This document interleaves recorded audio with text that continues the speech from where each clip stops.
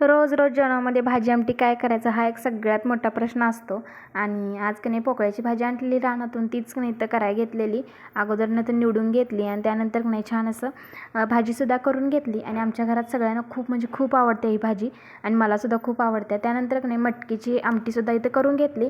आणि घरात कोणी नसलं की नाही समोरचा माझ्याच मागणं फिरणं चालू असतं आणि सगळी रानात गेलेली, त्यामुळं की नाही इथे मी आणि समोर तेवढंच घरात होतो आणि त्याचं की नाही असं माझ्या मागणं फिरायचं काम चालू होतं. आणि त्यानंतर की नाही संध्याकाळची वेळ होती, छान असं दिवाबत्ती वगैरे लावून घेतली, धूप वगैरे फिरवून घेतला. आणि धूप वगैरे लावलं की नाही घरात एक छान असं पॉझिटिव्ह एनर्जी की नाही निर्माण होते. त्यामुळे की नाही मी रोज धूप लावत असते. आणि इकडे मी असं काहीतरी आरती वगैरे करायला लागली की नाही समोरचं येऊन इथं बसणं चालू होतं, पाया वगैरे पडायचं इथं की नाही ह्याचं चालूच असतं. त्यानंतर संध्याकाळी की नाही कामावरून येताना आहोनी छान अशी भेळ आणलेली, म्हणजे घरीच तयार करायला आणलेली, घरी तयार वगैरे केली आणि छान असं की नाही खाऊन घेतलं. खूप छान टेस्ट होती. आणि त्यानंतर की नाही तर आद्विकाचा असा मेकअप चालू होता.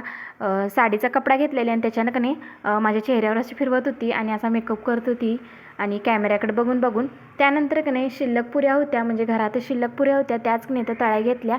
कारण की नाही जे भेळ आणलेलं की नाही त्याचं पाणी थोडंसं राहिलेलं, त्यामुळं की नाही इथं मी पुऱ्या तळून घेतलेल्या आणि नुसता की नाही चिंचेचं पाणी टाकूनच आम्ही ह्या पुऱ्या खाऊन घेतल्या. आणि टेस्टला एकदम मस्त छान लागत होती. आणि मी आणि अद्विकानं की नाही दोघींनी मिळून या पुऱ्या वगैरे खाऊन घेतल्या. आणि तुम्हाला आजचा व्हिडिओ कसा वाटला आहे कमेंट करून नक्की सांगा आणि चॅनलला सबस्क्राईब करायला विसरू नका. चला बाय.